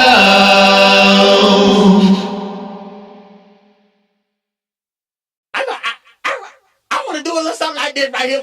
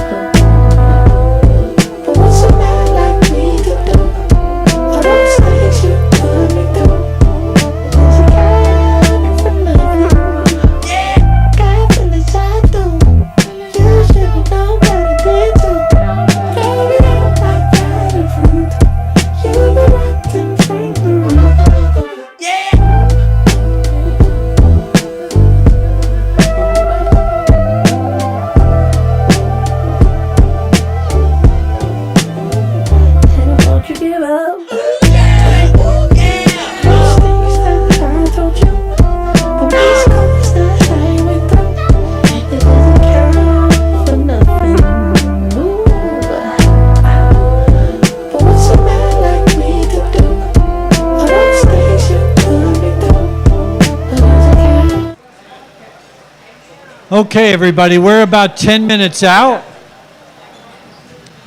We know you're enjoying your meals. We certainly understand and appreciate that. But as we mentioned before, we've really been benefiting from having Tampa food royalty here with us tonight. We talked about the folks at the 1905 group of restaurants. Well, we have two of the folks that made Tampa Bay's food scene what it is. One of the things we often mention is that virtually all the chefs that have ever competed in Epic Chef have at one point come through Marty Blitz in the Mise en Place restaurants. And so we'd like to ask Marty and Mary Ann to come up. We're going to have a little conversation with them. Welcome in here. A round of applause. Now you guys have to get in the middle. All right, I'll get on the other side. All right, so first I want to talk a little bit about, as I mentioned, Steve was a board member of Feeding Tampa Bay for many, many years. But Mary Ann, you've been involved in our work for probably 25 or 30 years, if not more. You're one of the first restaurants to get behind food relief and say, we need to feed our neighbors. What started that? How did you get involved in that, and how did it come to you? Well, you know, we've always been fortunate enough because of Chef being great at what he does in the kitchen and having a love of hospitality to welcome people into our restaurants every night and really give them a great experience. I mean, that truly brings us joy. But while you're doing that, I at least, we had no choice but to think about the people that could not afford to be in our restaurants that night and what that meant to them to miss meals, and how could we do something at the same time that was going to bring meals and the food experience and the sharing experience and the nourishment that comes from a meal, both from the literal food and otherwise, to guests. And so it became a commitment early on, very early on in the restaurant days, that we had to do both. We had to feed these fabulous guests that were feeding our staff, you know, with the paychecks and all of that, and at the same time feed people that couldn't show up in our restaurants. And you were an early, right? You were one of the first restaurants that really stepped in and said, we want to do something different here in Tampa with our food. Jeff will talk about that in a moment. But you ended up on Feeding Tampa Bay's board. We have two other great fundraisers, if you're not aware. We have Fork Fight, which is a dinner we put on every spring. That idea came from Mary Ann. We also do an event called Empty Bowls where we recognize and seek to support childhood hunger. That came from Mary Ann. So talk a little bit about your investment and involvement in the board and being a part of Feeding Tampa Bay for many years. You know, I was just really fortunate to find those group of people that had created that original food bank that at the time was called Divine Providence, and were so committed to the fact that this could happen, that we could affect hunger, that we could make a difference. And I was so fortunate to find those people. And then it was just putting the skill set that I used every day in the restaurant, which was creating events. I mean, we found something that would gather people together, an event in our own world. So now it's like, let's find something that will gather people together and an event for this cause. And so we put that skill set together, and those events are near and dear to my heart to this day. It was so much fun to make them happen, and more fun when they raised money. You know, so speaking of raising money and doing things, so since we have a Steve and Mary Ann, I'll share this factoid. So Feeding Tampa Bay has been in this community for 42 years, going on 43 years. We have just passed 770 million meals provided in our community in 42 years. 770 million meals, and it's because of we stand on the backs or alongside of a lot of folks that had a vision when there wasn't much of one, that had a commitment when one was necessary, and that had a heart and passion to make that happen. We don't have enough words to say how grateful we are to you, the work that you've done, to Steve and others that have come before us, and we hope we always do an honor to that legacy. I'll just say this, and we have a gratitude to you and your team, who then took the top off not only the building but the vision and took it to completely the next level. You have no idea how cool that is to see. Thank you. So thanks. Yeah, we want to move on past that. Thank you. So let's talk a little bit about... I mean, Marty, you got to tell me here, my friend, what does it mean when you've got stories that you guys have been able to see the transformation of what is now Feeding Tampa Bay to what it is, now the roof being taken off and it totally into new levels, you having an impact on our food community, on this entire area, our chefs coming through. What does it mean when you kind of think about, hey, we were just having fun back then and just getting into the kitchen and to see where it's at now? I mean, This award from weeks 1 through 3 is named after you because of your role in this Tampa Bay food scene. How important is that to see your legacy, this legacy, be something that is still growing? Well, you know, I'm very proud to be part of this. Listening to Marianne speak about some of those events that we used to do back 30 plus years ago, I've kind of forgot about empty bowls. I haven't heard that. And I mean, and Fork Fight, and it was SOS, Taste the Nation back when it started, and then being a national event. I mean, being part of those events were incredible. And you know, I mean, it just you kind of forget about it. And what these guys do, like she said, everything about what these guys are doing now is next level, amazing. So the fact that we're part of it, and you never not think of it, it's always in the, you know, in the corner of your mind. But this is great that these events bring all that out and all these people come together to support it. So, and just being involved in that, it just makes me feel amazing. So. Absolutely, and you've got tonight Wayne competing for you guys as well. What does that mean to see your own team being a part of this event? It's incredible. I mean, both these chefs are incredible chefs, so I'm hands for those guys, and I'm excited to see what they do. Wayne is amazing. He's just been with me for a while in different aspects of my businesses. Ben over there is an amazing chef. He's worked for me for a long time, on and off, and he's doing the great things at the Dewey and the Berkeley. So I'm just proud to be affiliated with these guys. So I love that. Now, the other piece to it, too, is really cool because not only we're talking about feeding and having that nourishment come from food, but you are always hungry for knowledge. And you have a cookbook collection that is now into what numbers are we at right now in total for amount of cookbooks that you are in possession of? I have addictions, so that is kind of one of my addictions, which I think is a healthy addiction, somewhat. I would say a minimum 6,000. 6,000 cookbooks that you've been able to learn, grow, be exposed to. And because of those 6,000 cookbooks, you've been able to pass down what you have learned from that to our chefs, to a chef that's competing tonight, to a community that is all coming together, from leadership that says, hey, we're invested in our community, we're invested in bringing food to those that might not be at our restaurant, but we have a role in this direction for the Tampa food scene. And you all have been doing it from 86 onward. Kudos. Yeah, thank you. And a round of applause for that. But Marianne, let me ask you one more question. You started with Mise en Place. You and Marty started that in September 29th, 1986. Thank you.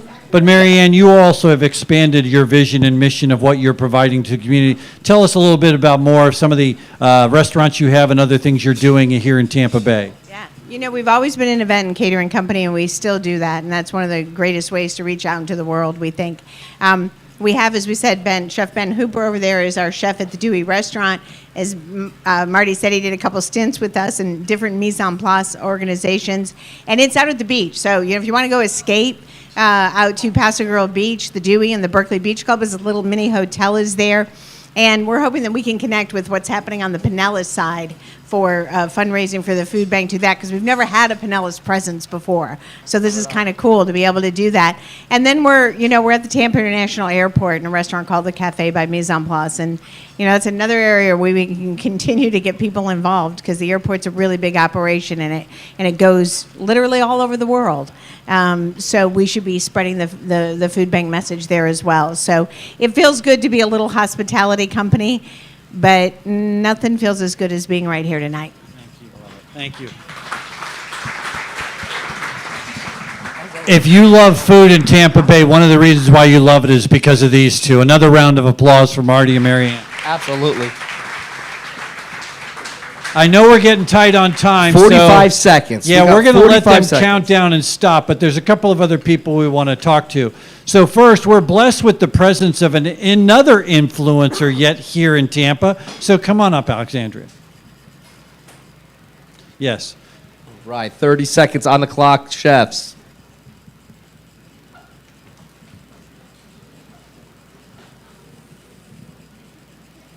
So we're going to let them do the countdown, and we'll stop the clock, and then we're going to get to know you a little bit. Are you going to count it down for us? Let's see.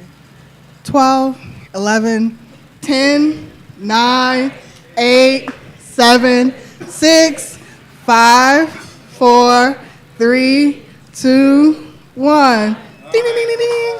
Okay, so chefs, we'll come back to you in just a moment. Tell us a little bit about who you are, how you ended up here, and what you're doing with your career. You've got some interesting things going on. So first introduce yourself and then talk a little bit about that if you would. Just like Thomas said, I'm Alexandria Ebron.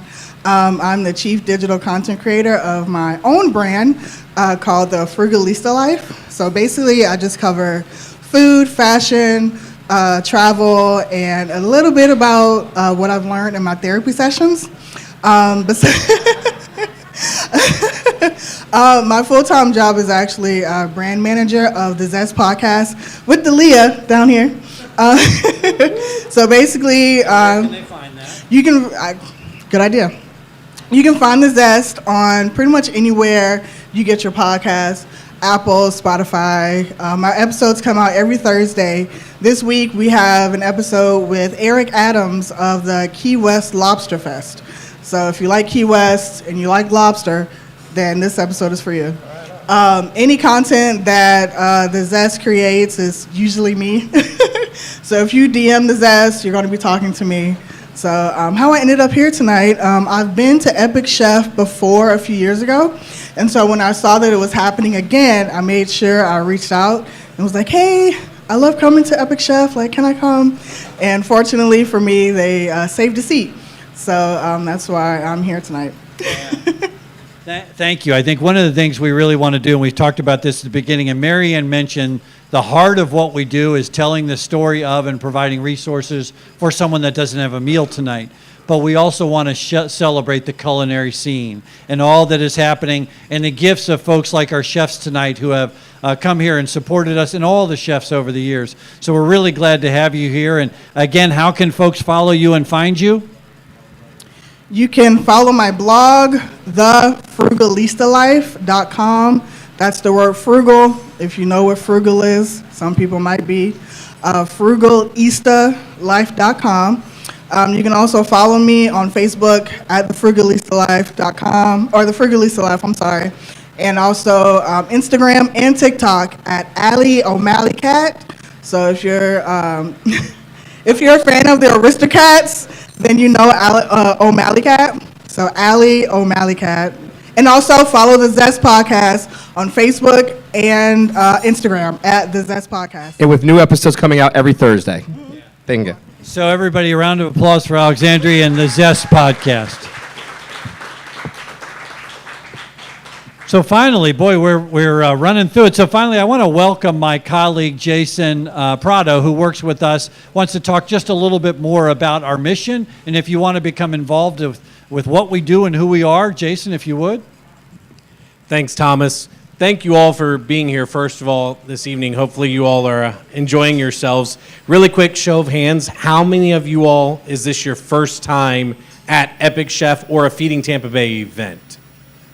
All right, great. Awesome. That's wonderful. Well, thanks for coming. Hopefully you enjoyed it. Hopefully we'll see you again next year. Obviously, Feeding Tampa Bay, we've got a really important mission. Tonight's a fun night to sit here and get involved in the culinary scene of Tampa. But really, it's about the mission, about what this event does. And it helps to serve the nearly 1 million folks that are in our 10-county region that we serve each and every day. 1 in 7 adults are food insecure in our 10-county region, and 1 in 4 children. And I think that that's something that we could all agree that nobody should wonder where their next meal is coming from.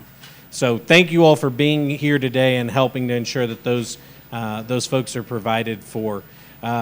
Thomas referenced this. How can you guys get involved? Obviously, being here is the first step for a lot of you. For those of you all that have been here before, you've dug in with us, and we thank you for doing that. But the first thing I would say is for each of you all that are new, share this message out with your network, right? This mission is important. And it takes a village really to get the message out there so that we can end hunger in our community. So post on social media, tag us, take some photos tonight.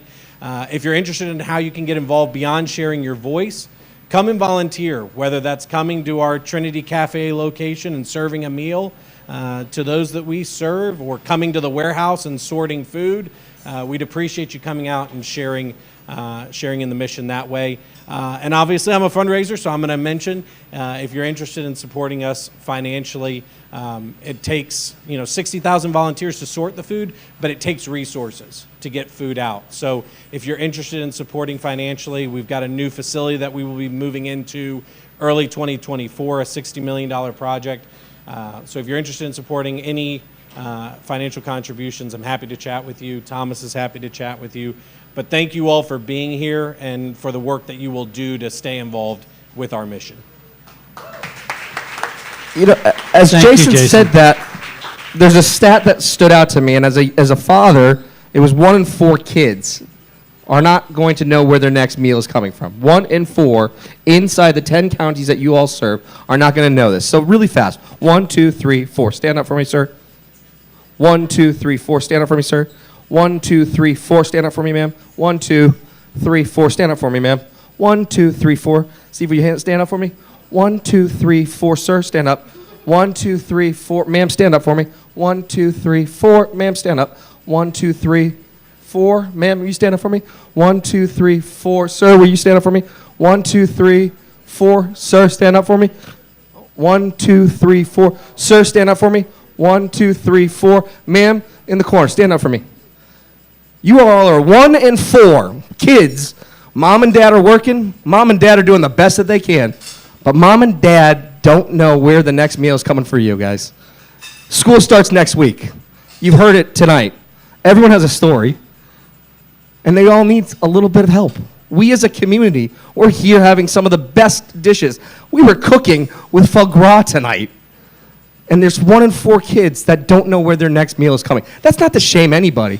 That's to raise awareness and to heighten the fact that you all here in this room have a story to tell, so that way these friends that are standing right now, these kids in our community that are going to be going back to school next week, that might be the only way they're going to have food. We all can do better, and we all can do more, and we all have a voice to be able to fight food insecurity here in Tampa Bay. Thank you, Jeff. Incredibly well said.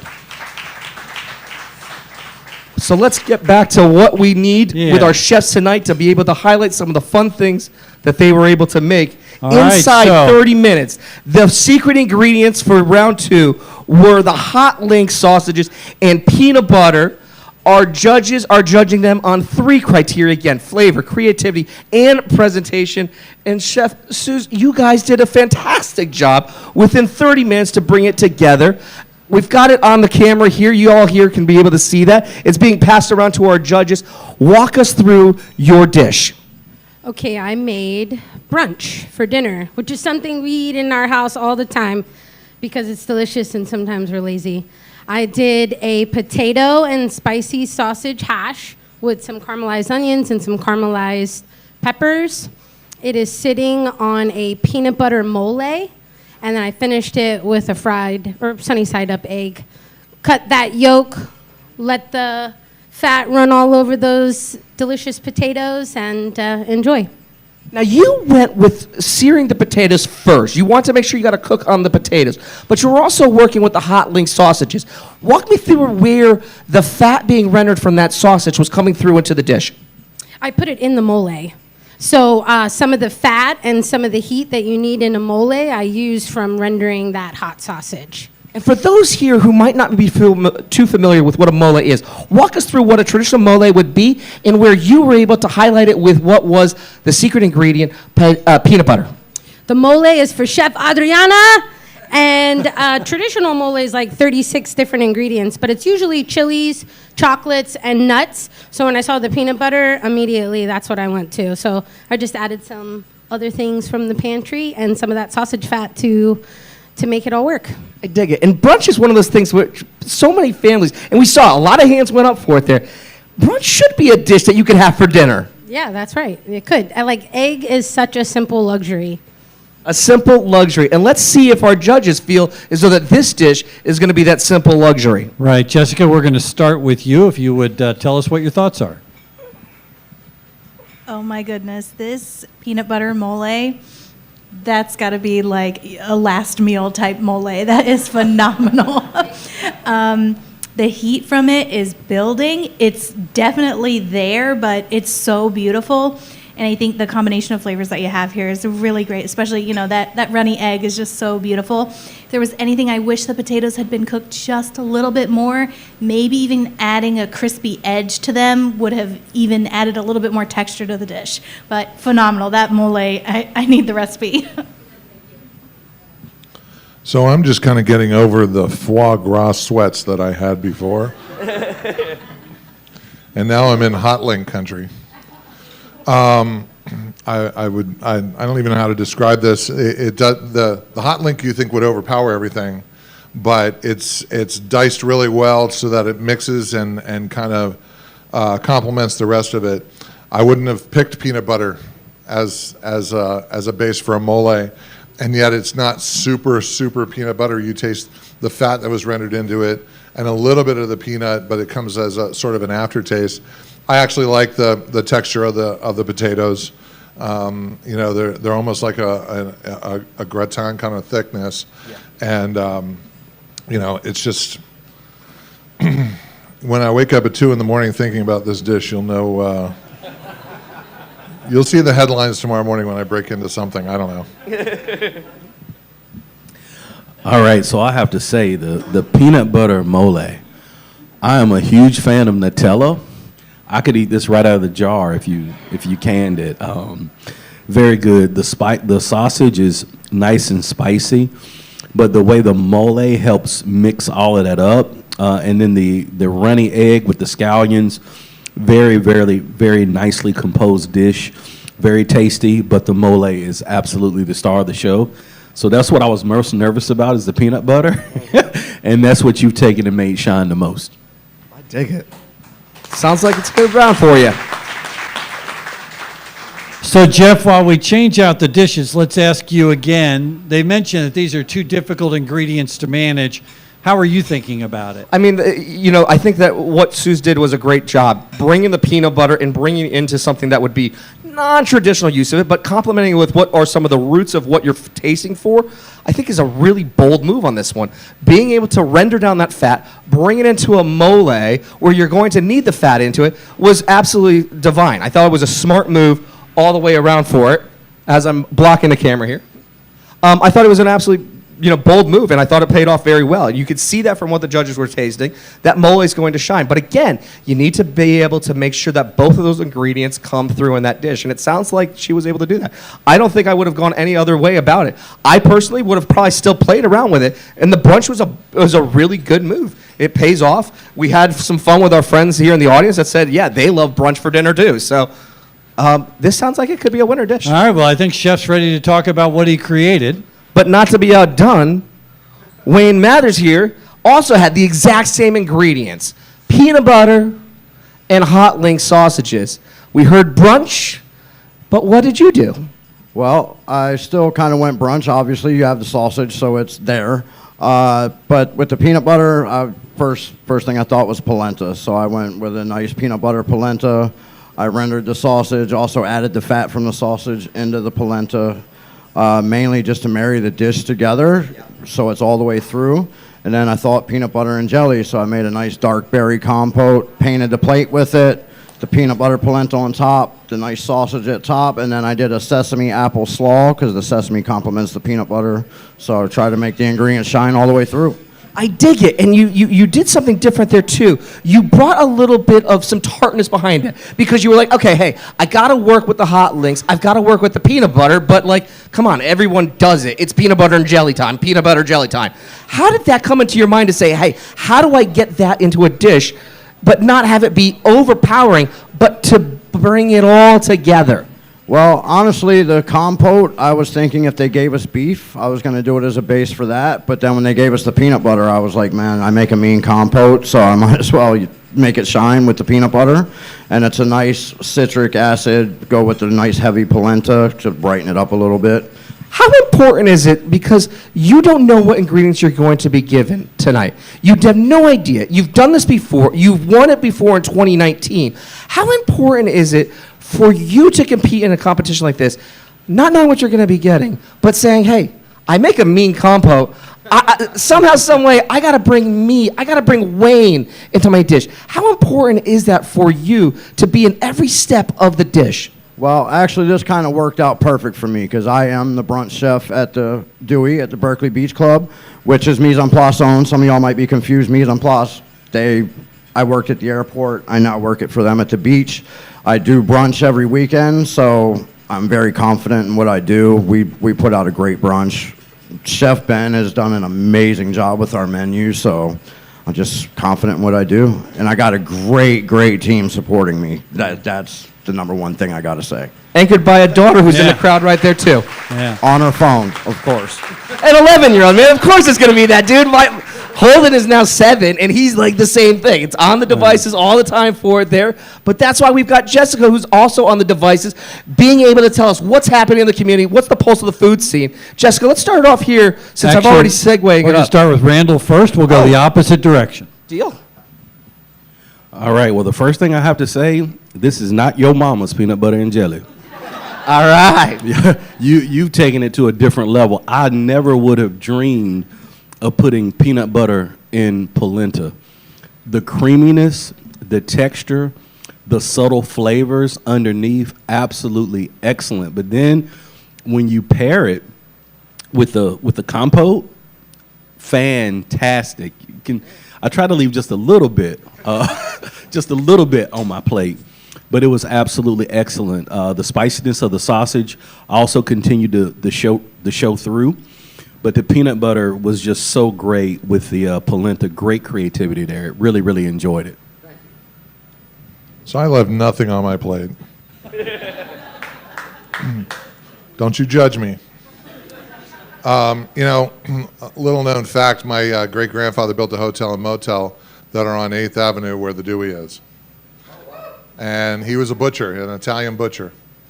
He would have loved that hot link and the way you contrasted it with the berry flavors and just all the different things. The thing that I don't know that everybody understands is these dishes sat there for almost 10 minutes, and they're still stunning dishes. Polenta, if it sits, it gets gummy. It did not do that. The egg loses its some of its flavor in the temperature, and these dishes were so good they could sit like that. So my applause to both of you. This was a hearty dish. I wish it was an Uncrustable. And that's really the highest compliment I can give anything. So.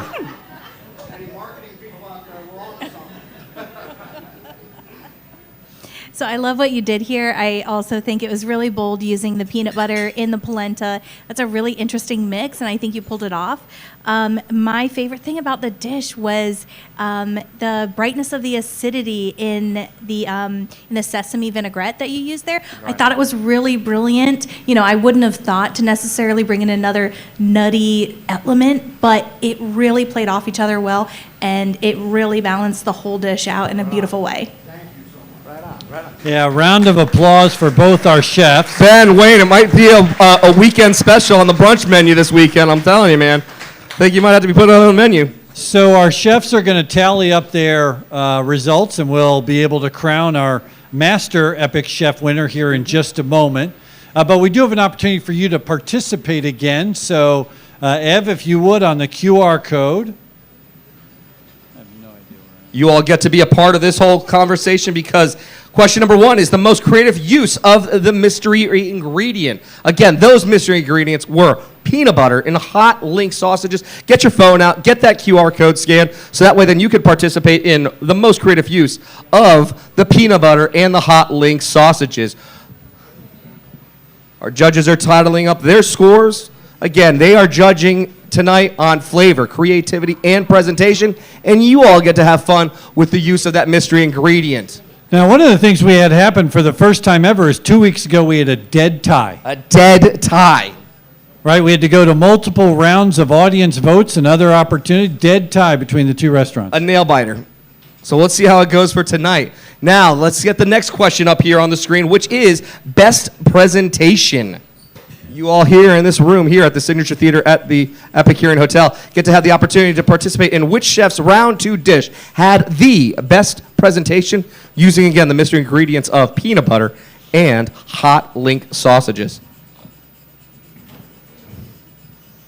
Okay, we're tallying as we speak. Our accounting firm is certifying the results so that we They're get going to them be coming right. out with the handcuff They and have the the handcuffs briefcase. and the briefcase. All right. Just like the Academy Awards, we're We going gotta to make spend sure it's time right. going through exactly how they account for all this. It'll be the highlight of the program. This is it. All right.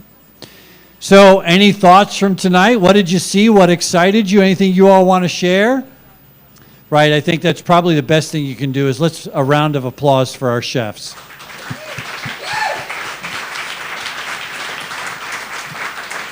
I often think if somebody came to my workplace and judged my work while I was doing it, it would not be pretty. It's tough. I mean, you've got cameras, you've got lights, you've got 54 people, a microphone, and us, but they were able to do this. These are rock stars. They've won it before in 2019. Right. They've won it again in 2022, and they continue to win Right. it every single day for their restaurants.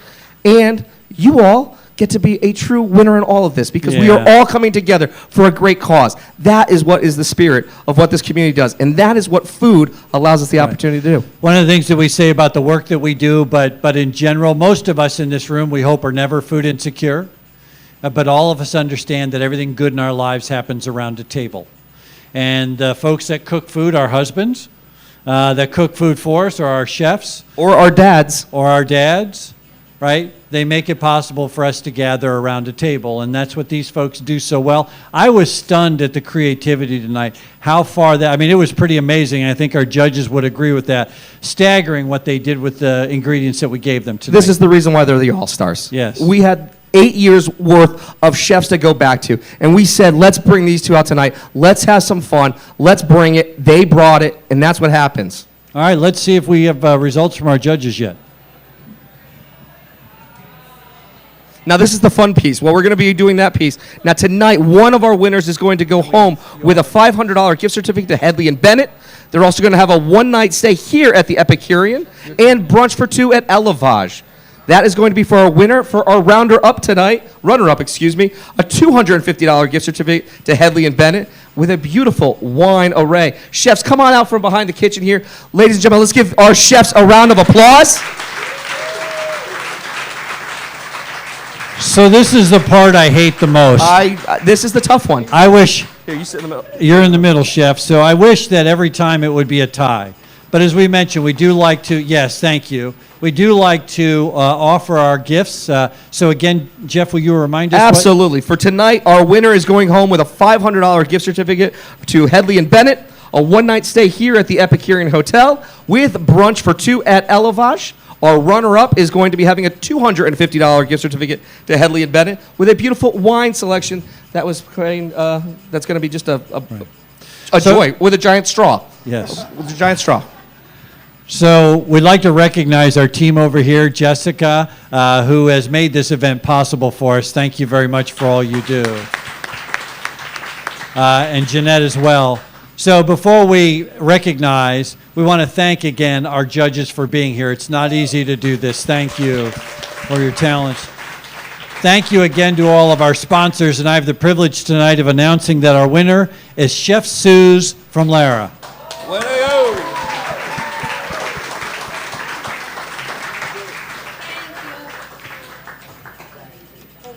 So I think once again we feel compelled to say that mere points differentiated what you all did tonight. I think again our chefs, our guests would tell us, our judges would tell us that it's very, very difficult. But first, let's hear from you, Chef, and talk a little bit about what tonight meant to you.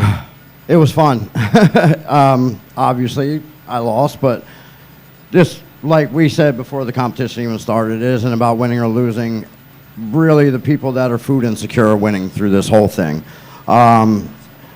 I knew coming in that Chef wasn't a joke, and she proved it tonight. So that's really the best I can say, and I wish her the best of luck. And she's been spoken very highly by some people I really respect. So I love you too. Yeah. That's the other thing. You guys talked a little earlier with Marianne and Marty, and they talked about the things that they've done over time. I just want to say that they really live what they say. Like, I just had surgery a couple months back. They made sure that I was completely taken care of. They've had my back since day one, and I am home. I ain't going nowhere. Thank you. Thank you for that. So, Chef, you came out on top tonight. It's an important moment for you and for your work. Talk a little bit about what that means to you. Oh, well, I had a really great time playing with you, too. You brought the heat, and Marianne and Marty have definitely set the bar for me as a young chef of what I wanted to achieve in my career as well. So it was really cool to perform in front of you tonight. Thank you for having me. It was a lot of fun. So, again, a round of applause for our chefs tonight.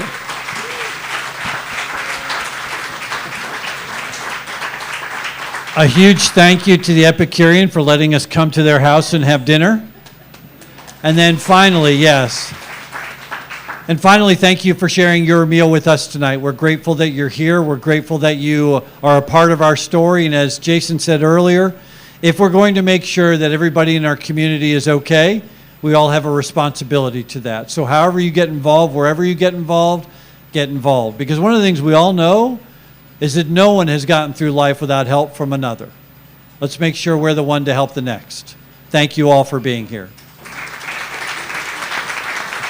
job. Congratulations.